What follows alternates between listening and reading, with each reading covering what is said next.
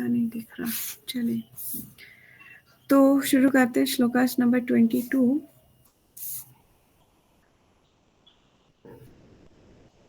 मागेन्द्र इव विक्रांता निवेशया हिमावानिव तितक्षु वसुधा इव असो सहिष्णु पित्रो इव। मागेंद्र सिंह एवं सदर्श विक्रांत शक्तिशाली निषेव्य शरण ग्रहण करने योग्य हिमवान हिमालय पर्वत एव सदृश तितिक्षु क्षमावान वसुधा एव पृथ्वी के समान अरसो ये बालक सहिष्णु सहिष्णु पितरों माता पिता एव सदृश है।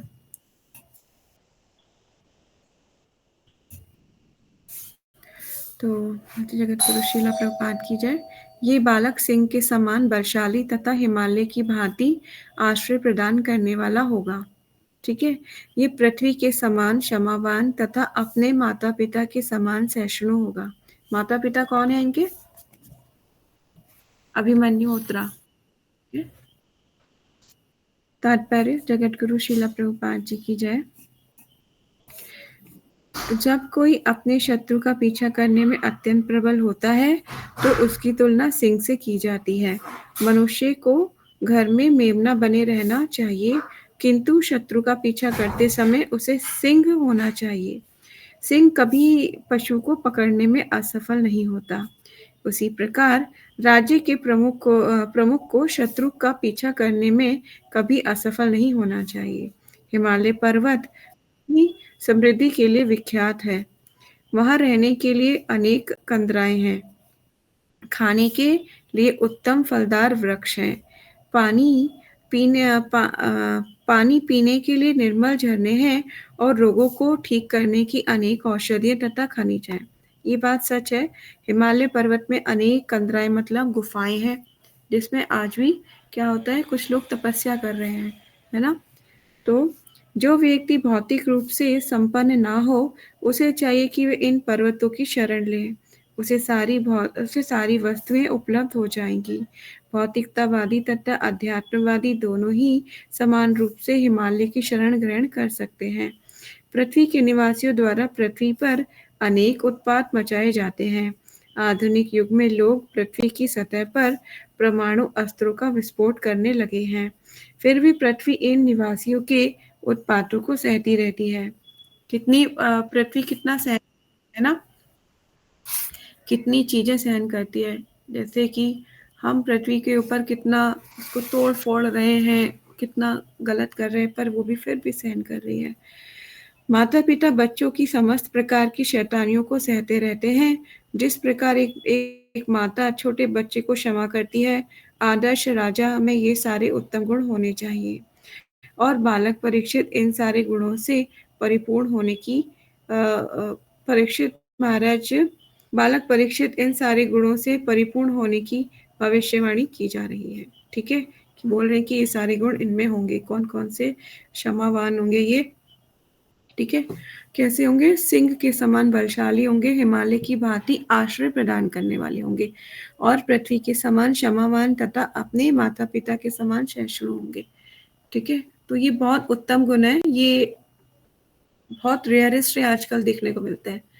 ठीक है, आसान नहीं है इन गुणों को मतलब रख पाना, सो डिफिकल्ट है ना। किसी को आप कैसे मतलब कि टॉलरेट करते हो, कितना लेवल है उसका, वो भी बहुत इम्पोर्टेंट है ना। धीरे धीरे प्रैक्टिस करने से ऐसे गुण हमारे अंदर आ सकते हैं। नेक्स्ट श्लोकास 23। जैसे आप पढ़ोगे या साउंड है वहां पर, नहीं पढ़ पाओगे?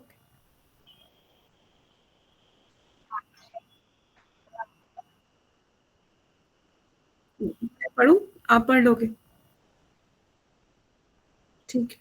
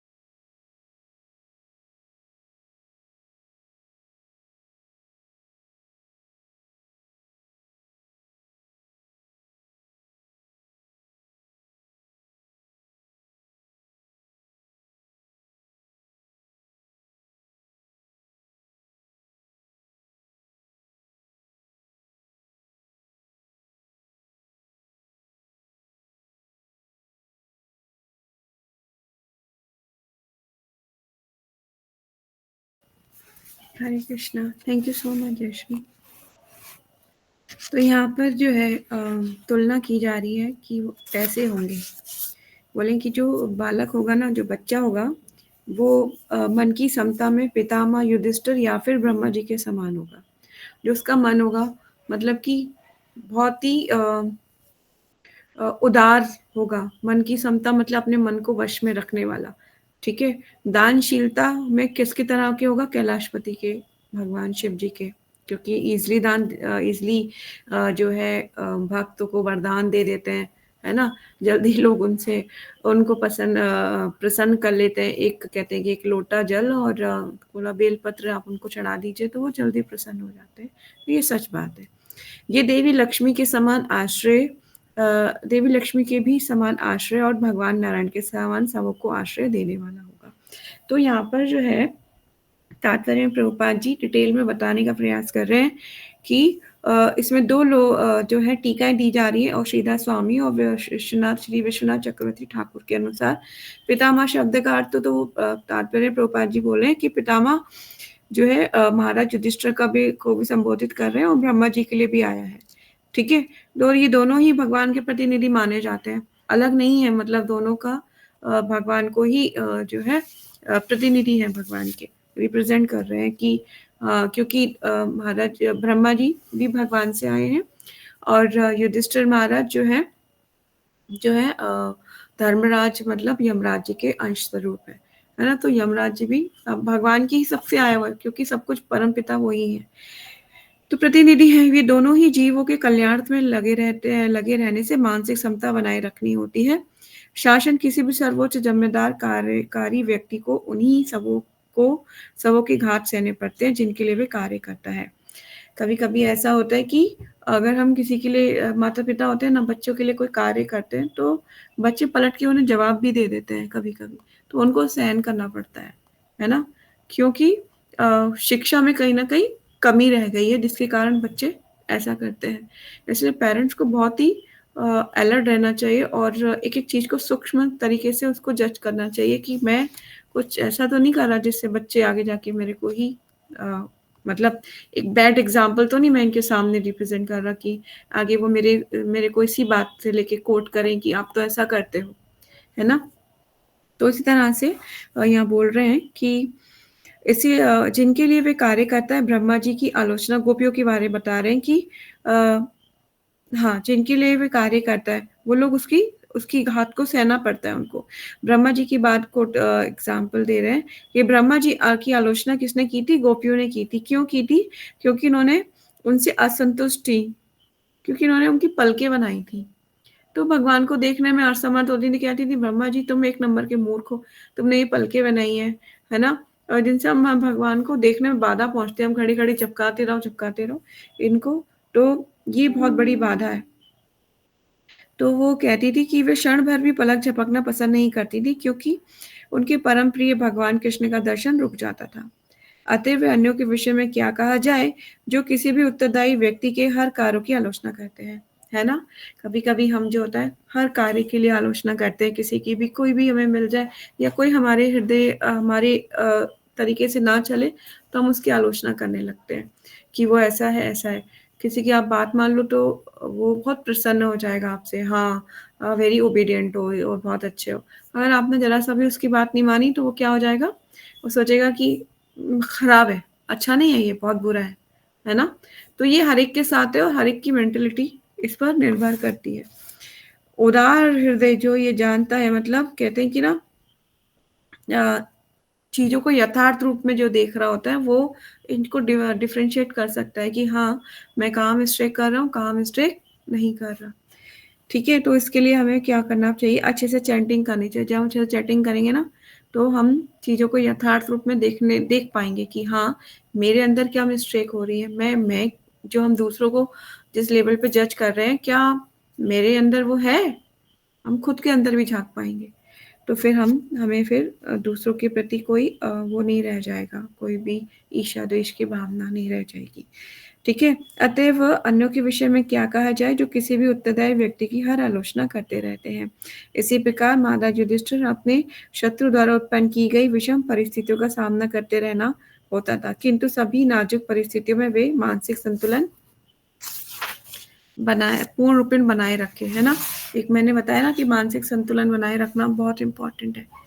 वो किसी भी परिस्थिति में, कोई भी परिस्थिति आ जाए ज़िंदगी में, पर उसमें संतुलन बना के रखना बहुत ज़रूरी है। और कोई भी डिसीज़न लेने से पहले उसके अच्छे और बुरे परिणामों का अच्छे से हमें समझ लेना चाहिए कि उसका अच्छा परिणाम क्या होगा, उसका बुरा परिणाम क्या होगा।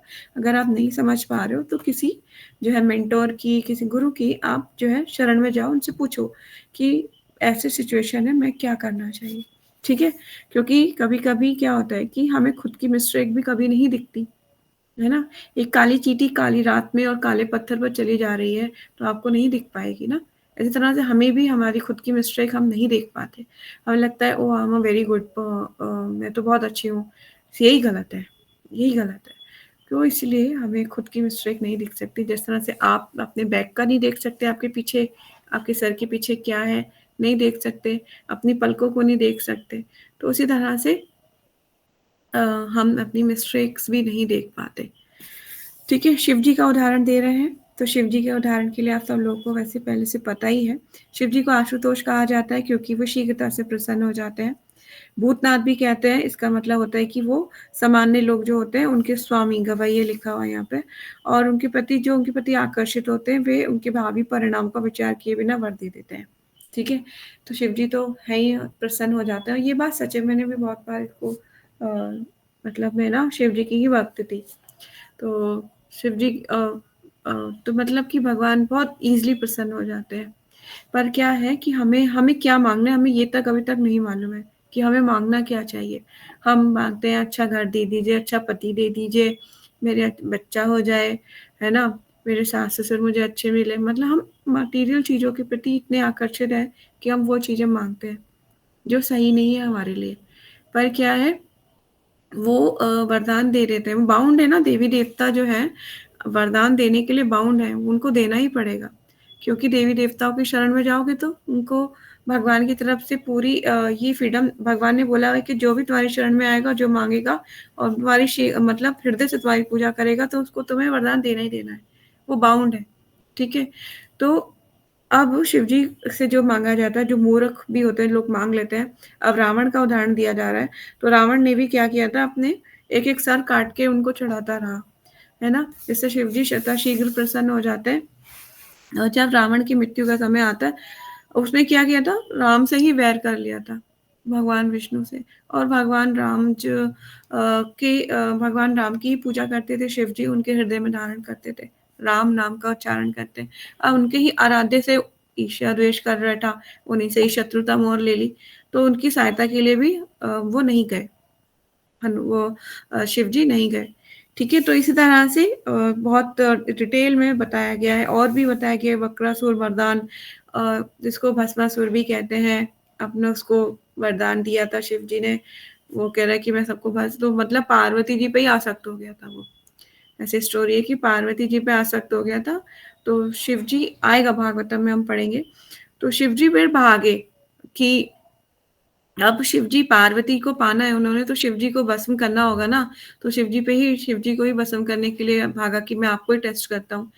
तो शिव जी चाहते थे कि भगवान विष्णु की महिमा बढ़े, तो फिर उन्होंने क्या किया, भगवान विष्णु का जो है हृदय से पुकारा, तो भगवान विष्णु मोहिनी रूप में आते हैं। और क्योंकि असुर जो है स्त्रियों पे अत्यंत आसक्त होता है, और जब मोहिनी रूप में आते हैं तो फिर उनको के साथ नचाते हैं, उनको नचाते-नचाते हाथ वो अपने सर पे ही रख लेता है और भस्म हो जाता है। इस तरह से मतलब वो फिर भगवान विष्णु बोलते हैं कि शिव जी, आप ऐसे बिना सोचे समझे वरदान मत दिया कीजिए, इससे मुझे दिक्कत हो जाता है। तो इस तरह से जो है कह लीजिए अत्यंत आसानी से प्रसन्न होने वाले हमारे शिव जी, उनको आशुतोष बोला जाता है। और लक्ष्मी जी की बात बोली जा रही है, रमा मतलब लक्ष्मी जी का एक नाम है और वो तभी प्रसन्न होती है जब उनकी पूजा किसके साथ की जाती है? नारायण के साथ, ठीक है? अगर कोरी लक्ष्मी को आपको चाहिए कि सिर्फ़ मुझे तो लक्ष्मी चाहिए, नारायण नहीं चाहिए, तो आपको क्या होगा? आपको जो है विष के समान जीवन व्यतीत करना पड़ेगा। जिस तरह से रावण सिर्फ़ लक्ष्मी को चाहता था, मतलब सीता माता को चाहता था, लेके गया तो क्या हो गया? कुल समेत विनाश हो गया उसका। ठीक है? इस तरह से हमें कभी पूजा करनी चाहिए तो लक्ष्मी और नारायण की पूजा करनी चाहिए, ठीक है? अगर एक भी मिसिंग है तो फिर उसको पूरा करना चाहिए विग्रह को। अकेली लक्ष्मी को पूजा नहीं करनी चाहिए, ठीक है? अब आ जाते हैं श्लोकास नंबर 24 क्योंकि प्रभुपाद जी ने बहुत तात्पर्य बहुत डिटेल में दिया है तो उसको हमें समझना इम्पोर्टेंट था। चलते हैं आगे श्लोकास नंबर 24 सर्वगुणा महात्मये एषा कृष्ण अनुव्रतः रान्तिदेव इवोदारो ययान्तिरेवा धार्मिका सर्वसत्वगुणा महात्मने समस्त देवी गुणों में महिमा वंदित ऐसा यह बालक कृष्णम भगवान कृष्ण की तरह अनुव्रता उनके पद चिन्हों पर चलने वाला रंती देव एव सदस्य उदार उदार ययाति ययाति एव सदस्य धार्मिक धर्मों के मामले में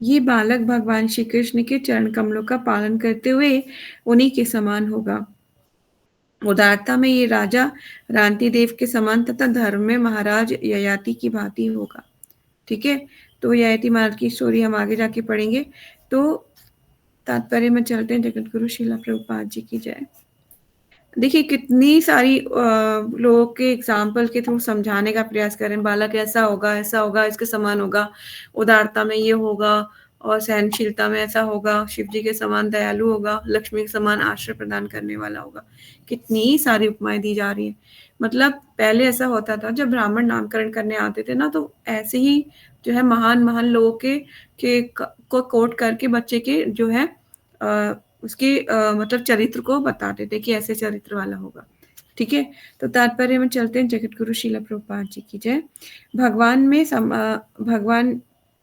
भगवत गीता में भगवान श्री कृष्ण का अंतिम उपदेश यह है कि जब मनुष्य सब कुछ त्याग कर भगवान की चरण कमलों का अनुसरण करे अल्पज्ञानी लोग इस महान उपदेश को स्वीकार नहीं करते उनका दुर्भाग्य यही है किंतु जो मनुष्य सचमुच बुद्धिमान है वे इस अलौकिक उपदेश को ग्रहण करके तुरंत लाभान्वित होता है मूर्ख लोग ये नहीं जानते कि संगति से ही गुण ग्रहण किए जाते हैं जो हमारे अंदर गुण आते हैं वो कैसे आते हैं संगति से है ना एसोसिएशन से आप कहोगे कि माता जी एसोसिएशन की बात हम बहुत सुनते हैं पर घर में भी रहते हैं हम घर के लोगों का भी एसोसिएशन करते हैं तो क्या उनके गुण भी आते हैं हाँ आते हैं माता पिता के गुण उनके बच्चों में आते हैं एसोसिएशन बहुत इंपॉर्टेंट है मैंने पहले भी बहुत बार बताया कि किसी भी खराब चीज को आप फल के एक अच्छे फल को एक खराब फल के साथ आप रखोगे तो वो भी खराब हो जाएगा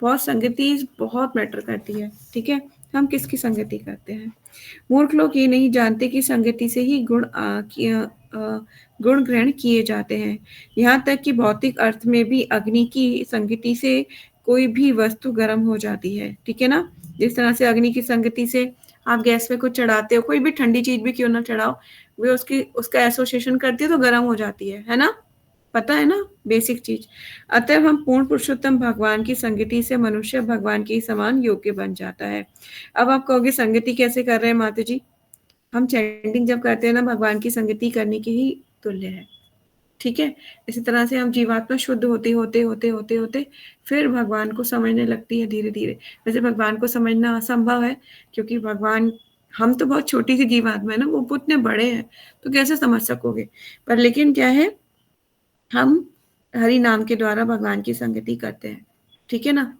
तो अब ते पूर्ण पुरुषोत्तम भगवान की संगति से मनुष्य भगवान के समान योग्य बन जाता है जैसा हम पहले कह चुके हैं भगवान की घनिष्ठ संगति से हम 78% भगवतीय गुण प्राप्त कर सकते हैं अब हाईलाइट कर सकते हो उसको ठीक है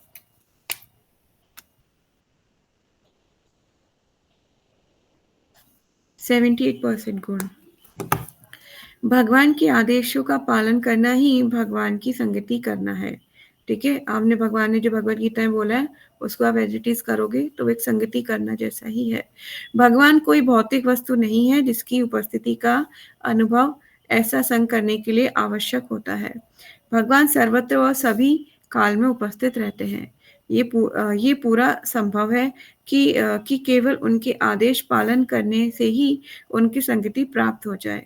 क्योंकि भगवान एवं उनका आदेश तथा भगवान एवं उनका नाम, यश, गुण तथा सार समान परम ज्ञान होने के कारण उनसे अभिन्न है।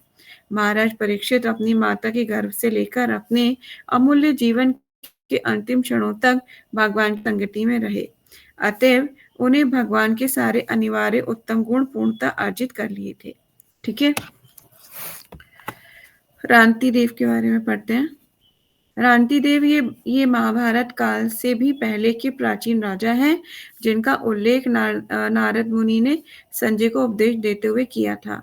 जैसा कि महाभारत द्रोण पर्व 67 से ज्ञात होता है, ये महान राजा थे और आतिथ्य के लिए तथा भोजन वितरण के लिए विख्यात थे। यहाँ तक कि भगवान श्री कृष्ण ने भी इनके दान तथा आतिथ्य की प्रशंसा की। वशिष्ठ मुनि को शीतल जल प्रदान करने के कारण उन्हें उनसे वर प्राप्त हुआ, जिससे वे स्वर्गलोक गए। वे ऋषियों को फल, कंद तथा पत्तियां पहुंचाया करते थे, जिससे इच्छा पूर्ति होने के कारण वे आशीष दिया करते थे। यद्यपि वे जन्म से क्षत्रिय थे, किंतु उन्होंने अपने जीवन में कभी भी मांस भक्षण नहीं किया। उन्होंने वशिष्ठ मुनि का विशेष आतिथ्य किया और उनके आशीर्वाद से ही उन्हें स्वर्ग लाभ हुआ। वे उन राजाओं में से थे जिनका स्मरण हर प्रातः तथा संध्या समय किया जाता है। ठीक है? रांति देव के बारे में आगे और हम पढ़ेंगे डिटेल में। ययाति कौन थे, इनके बारे में पढ़ लेते हैं। ये विश्व के महान सम्राट और आर्य भरवीर्य कुल से संबंधित समस्त महान राष्ट्रों के आदि पूर्वज थे। ये महान नहुष के पुत्र थे और अपने बड़े भाई के मुक्त योगी हो जाने पर ये विश्व सम्राट बने। उन्होंने कई हजार वर्षों तक राज्य किया। उनके यज्ञ तथा पुण्य कार्य जिनका इतिहास साक्षी है, यद्यपि उनका प्रारंभिक जीवन यौन अत्यंत वासना में तथा प्रेममूल कहानियों से भरा पड़ा है। ठीक है? वे देवयानी के प्रेम फाश में फंस गए थे। मतलब ये ना एक महान राजा थे, हमने पढ़ा इनके बारे में।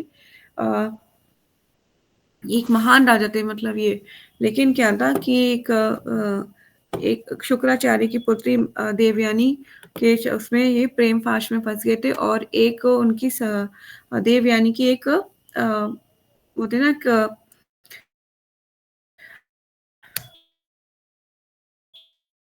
जो उनके साथ रहती है, उनकी सखी टाइप की होती है, कह लें दास थी एक।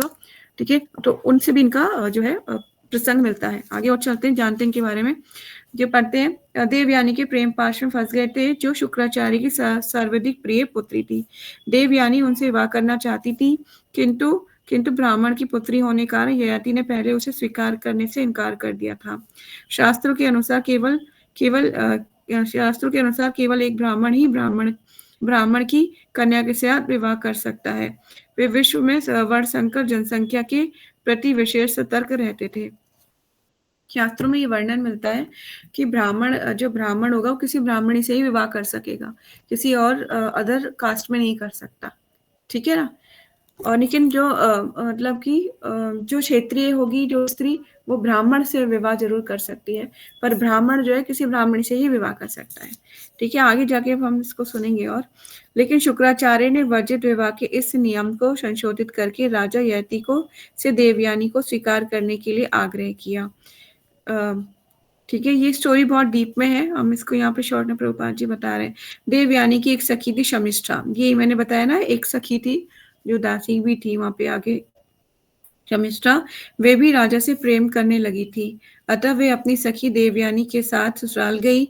शुक्राचार्य ने सम्राट ययाति को मना किया कि वे शमिष्ठा को अपने शयन कक्ष में न बुलाए, लेकिन ययाति उनके आदेशों का दृढ़ता से पालन ना कर सके। उन्होंने चुपके से शमिष्ठा से भी विवाह कर लिया, जिससे उनके कई पुत्र हुए। जब इसका पता देवयानी को चला तो वे अपने पिता के पास गईं और शिकायत की। ययाति देवयानी के प्रति अत्यंत आसक्त थे, अतएव जब वे उसे बुलाने अपने ससुर के घर गए तो शुक्राचार्य ने क्रोध होकर उन्हें श्राप दे दिया कि वे नपुंसक हो जाएंगे। ययाति ने अपने ससुर से विनती की वे श्राप को वापस ले लें। हुआ ये था, मैंने इसकी स्टोरी टीप में पढ़ी है, अभी हम भागवतम में पढ़ेंगे इसकी स्टोरी। क्या हुआ था कि देवयानी के साथ भी इनके पत्नी थी उनकी, और शमिष्ठा से इन्होंने ना अपने संबंध बनाए थे। तो फिर शमिष्ठा से भी इनके पुत्र उत्पन्न हुए थे, और जब देवयानी को पता चलता है तो वो अपने पिता शुक्राचार्य को बताती हैं। तो शुक्राचार्य जो है ययाति को श्राप दे देते हैं, महाराज ययाति को, कि वो क्या हो जाएंगे, उनको ना वृद्ध हो जाएंगे, वो उनका जो उनकी जो जवानी थी ना वो चली जाएगी। तो वो बहुत परेशान हो जाते हैं। तो पढ़ते हैं आगे।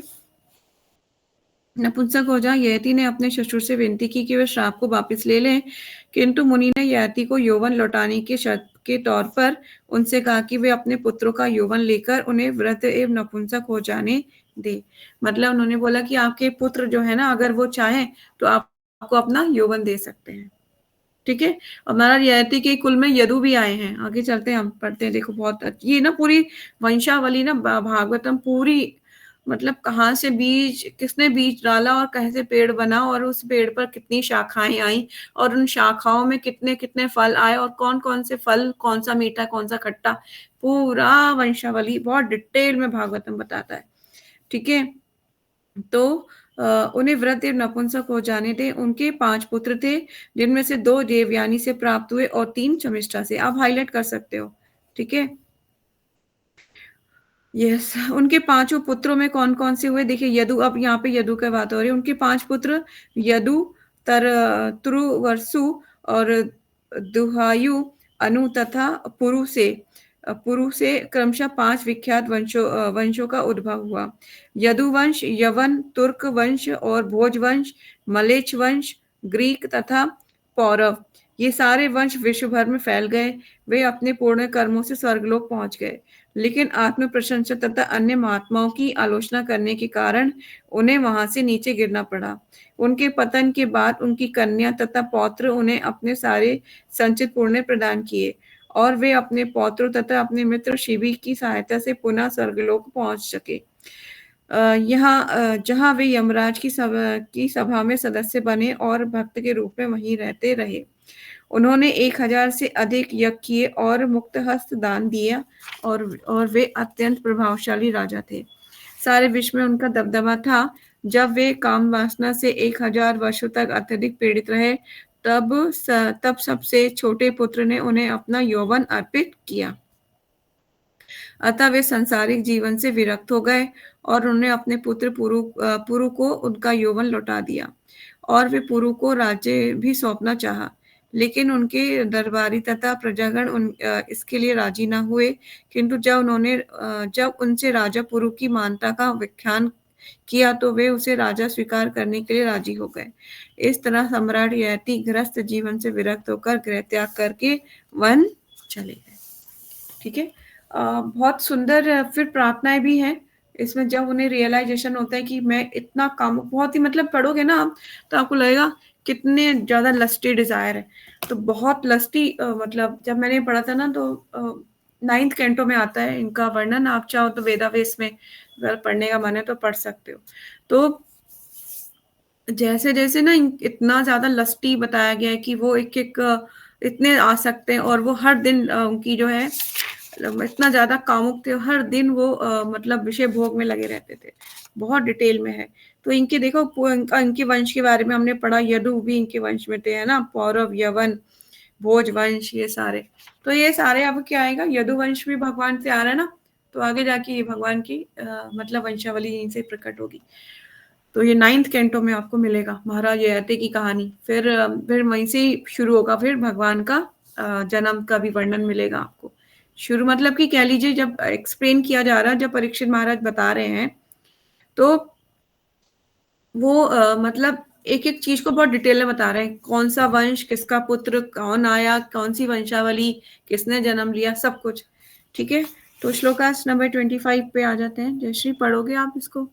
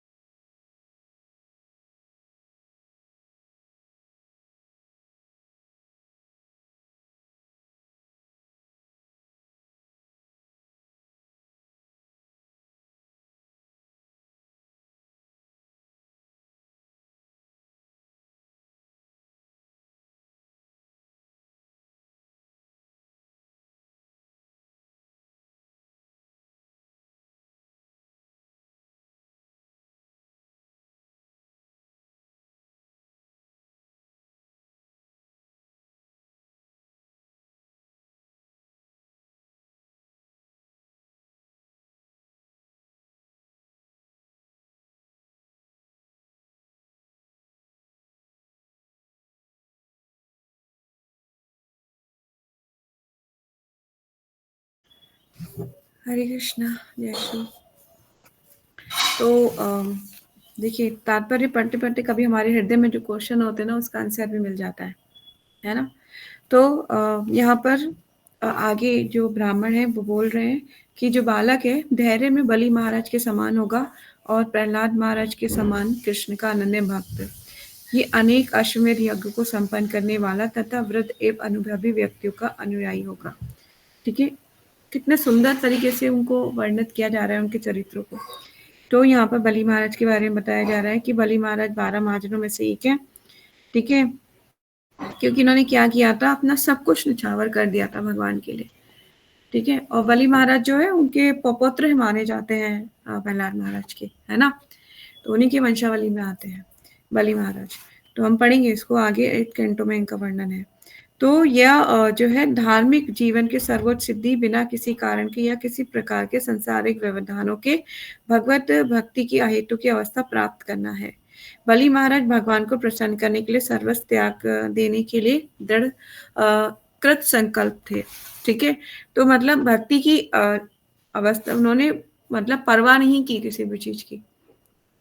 देखिए कभी-कभी क्या होता है, अगर गुरु भी ये बोले कि भगवान को छोड़ के क्या करो, मटीरियली एंगेज हो जाओ, मटीरियल तुम्हें करने के लिए बोले, तो उस गुरु का भी त्याग कर देना चाहिए, ऐसा हमारे शास्त्र बोलते हैं।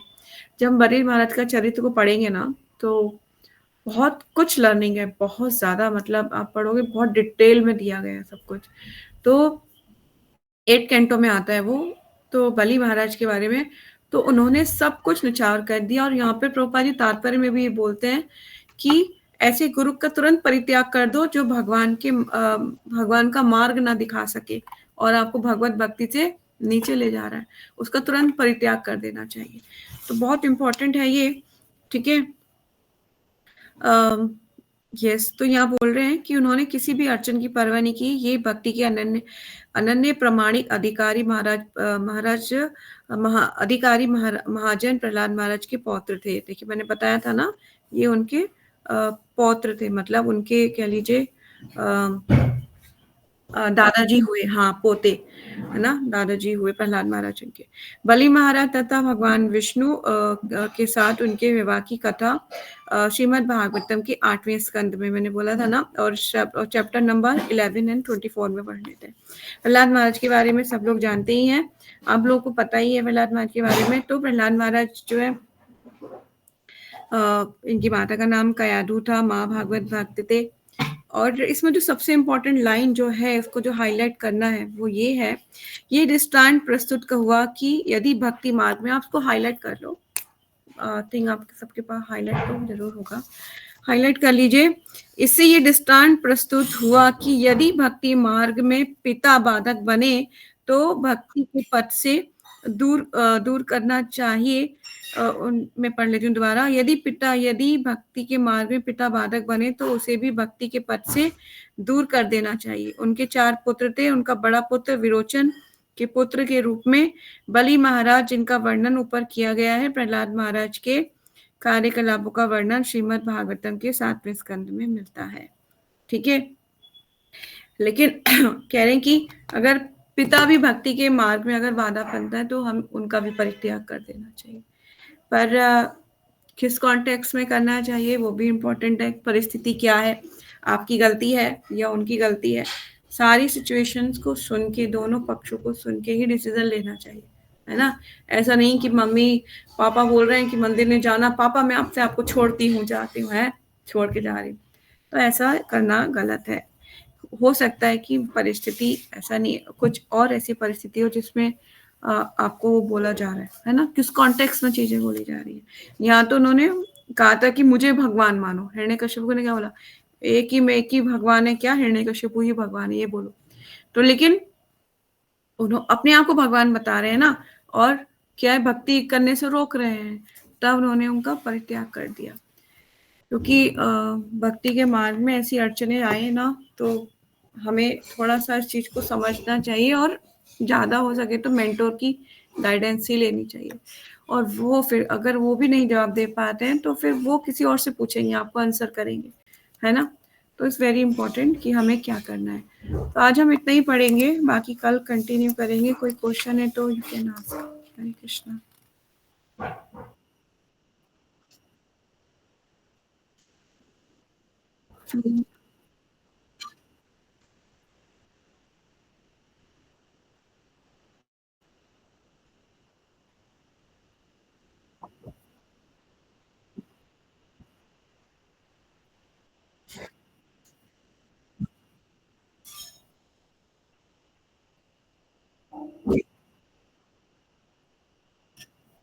अप्रत्यक्ष रूप से मतलब डायरेक्ट नहीं कर रहे, इनडायरेक्टली मन के थ्रू भी होता है ना, मानसिक सेवा भी होती है ना। और एग्जाम्पल की अगर आप कभी ऐसी सिचुएशन में हो या फिर ऐसे प्रॉब्लम है कि आप भगवान को सर्व नहीं कर पा रहे, तो मानसिक रूप से सेवा की जा सकती है। भक्ति रसामृत सिंधु में एक स्टोरी आती है ब्राह्मण की, जिसने क्या किया था, उसके पास धन नहीं था, ना ही धन था, ना ऐसी सुविधा थी कि वो भगवान को सर्व कर सके। तो मन ही मन में बहुत सुंदर मंदिर बनाता है, उसमें उसकी सफाई करता है, फिर उसमें विग्रह को स्थापित करता है, फिर भगवान को जो है वस्त्र आभूषण सारा कुछ देता है, उनकी पूजा करता है। फिर उनके लिए मन ही मन में खीर बना रहा होता है, और खीर बना के रहा होता है। खीर बनाने के बाद मन ही मन में हो रहा है सारा कुछ, ये फिजिकल नहीं हो रहा है, वो ध्यान में बैठा हुआ है और मन ही मन में सब कुछ करता है। फिर वो खीर बना होता है, लेकिन खीर बनाने के बाद वो खीर को टेस्ट करता है कि ये ज़्यादा गर्म तो नहीं है, तो उसमें उंगली डालता है, तो उसकी उंगली सचमुच जल जाती है, क्योंकि भगवान प्रसन्न हो गए थे ना उससे, तो वो स्वीकार कर लिया भगवान ने। तो वो खीर को टेस्ट करता है, तो फिर बहुत सारे लेक्चर में भी सुना होगा आपने, तो भगवान का वैकुंठा कंपनी का भगवान की आता है प्लेन, और वह उसको ले जाता है भगवान के द्वारा, मतलब भगवान विमान आता है, उसको ले जाता है ब्राह्मण को। तो ये मानसिक सेवा है, भगवान उसको भी एक्सेप्ट करते हैं, है ना? मनी मन जैसे हम बहुत सुंदर फ्लावर्स देखें, हम नहीं तोड़ पा रहे हैं। फॉर एग्ज़ाम्पल आप ट्रेन से जा रहे हो और आपने बहुत सुंदर फ्लावर्स देख रहे हो, कि रास्ते में बहुत सुंदर-सुंदर फ्लावर लगे हुए हैं और आपने आँखें बंद करी, मन ही मन वो सारे फ्लावर्स को तोड़ के आप भगवान को अर्पित कर दिए, तो वो चढ़ गए भगवान के चरणों में। एक बार मेरे साथ भी ऐसा हुआ था, मैंने बहुत सारे फ्लावर्स देखे चंपा के, तो मैंने आँखें बंद की और मन ही मन सारे फ्लावर्स को एक बास्केट में भरा और मैंने भगवान को चढ़ा दिए। तो फ्लावर ऑफर्ड हो गए भगवान को। तो ये मानसिक सेवा है, ये जो है ऐसा हम कर सकते हैं, वो तब जब जो है हम फिज़िकली डिसेबल हैं, हम नहीं कर पा रहे। लेकिन मोस्ट ऑफ द ऐसा नहीं है कि एक्सेप्शनल है, माता जी मैं तो अब सब कुछ मन ही मन करती हूँ, सब कुछ मन-मन हो जाता है। मन ही मन भोग लग गया, मन ही मन पूजा हो गई, सब कुछ मन-मन चैंटिंग भी मन ही मन कर लिया माता जी, सब कुछ हो गया। ये नहीं, ये एक्सेप्शनल केसेस हैं ज़रूर, ये ऐसा नहीं है कि आप फिज़िकल फिट और फिर भी आप ऐसे कर रहे हो, तो वो चीज़ें नहीं उतनी फुलफ़िल होंगी ना। आपको भगवान ये भी तो देखते हैं ना आपका भाव क्या है ना? भगवान एक दयालु माता-पिता के जैसे हैं, उन्हें सब पता होता है बच्चा कब चीटिंग कर रहा है और कब सच में जेन्युइन प्रॉब्लम है। ठीक है? Any more question?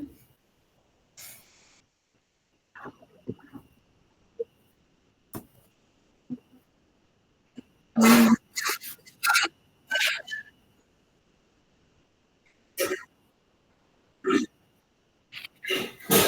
देखिए अगर हाँ। देखिए इम्पोर्टेंट तो ये है कि अगर घर में आप सिंह बनोगे ना तो घर के पार मम्मी-पापा निकाल बाहर कर देंगे आपको, कहेंगे जाओ बाहर, सिंह ही बनते रहो तुम, है ना? तो देखिए घर में तो हमें ओबीडिएंट चाइल्ड के जैसे रहना चाहिए, क्योंकि जब तक हम ओबीडिएंट नहीं रहेंगे तब तक माता-पिता की कृपा हमें नहीं मिल पाएगी, उनका आशीर्वाद नहीं मिल पाएगा। और भक्ति में जीवन के लिए हमें आशीर्वाद की अत्यंत आवश्यकता है ना? बिना हम प्रोग्रेस नहीं कर पाएँगे। अभी तक आपकी जर्नी में या अगर आप 25 इयर्स के हो ना, तो अभी तक आप देखोगे ना पीछे यू टर्न झाँक के देखो लाइफ के बैक में, तो आपको नज़र आएगा कि मम्मी-पापा ने हमेशा सँभाल लिया है सिचुएशंस को। कहीं पे भी प्रॉब्लम आई है तो आपको प्रोटेक्ट किया है, सँभाल लिया है। तो क्यों सँभाला है? क्योंकि आप ओबीडिएंट रहे। और जब आप डिसोबीडिएंट हो जाओगे, मतलब उनके आज्ञाकारी नहीं रहोगे, तो ऐसे बच्चों को भी पेरेंट निकाल बाहर कर देते हैं। जब हमारे शरीर का कोई अंग खराब हो जाता है, तो हम उसको कटवा देते हैं, पता है ना आपको? इसी तरह से अगर कोई बच्चा गलत हो जाता है, तो फिर पेरेंट्स भी उसको घर से निकाल देते हैं। इसलिए ओबीडिएंट रहना ज़रूरी है, इसलिए यहाँ पे बोला है कि मेमने के जैसा रहना चाहिए हमें घर में, है ना? और इसका एक और कॉन्टेक्स्ट ये भी है कि भक्तों की लाइफ में कैसे इसको इम्प्लीमेंट करना है, वो ऐसे कि भक्तों के बीच तो हमें बहुत ही विनम्र रहना चाहिए, है ना? कैसे एकदम हम्बल रहना चाहिए और मटेरियल लाइफ में सिंह जैसा रहना चाहिए। सिंह जैसा मतलब कि आपको कोई बेवकूफ़ ना बना सके। सोचे कि आप कोई बोले कि अरे तुम तो हरे कृष्णा करने वाली हो, 10-20 रुपए एक्स्ट्रा दे दोगी तो क्या हो जाएगा? नहीं, आपको बोलना चाहिए ठाकुर जी की लक्ष्मी है, एक्स्ट्रा नहीं दे सकती, जितना बनता है उतना ही दूँगी। ठीक है ना? तो ये हमें इस टाइप से इस चीज़ को अप्लाई करना है। ठीक है? और कोई क्वेश्चन?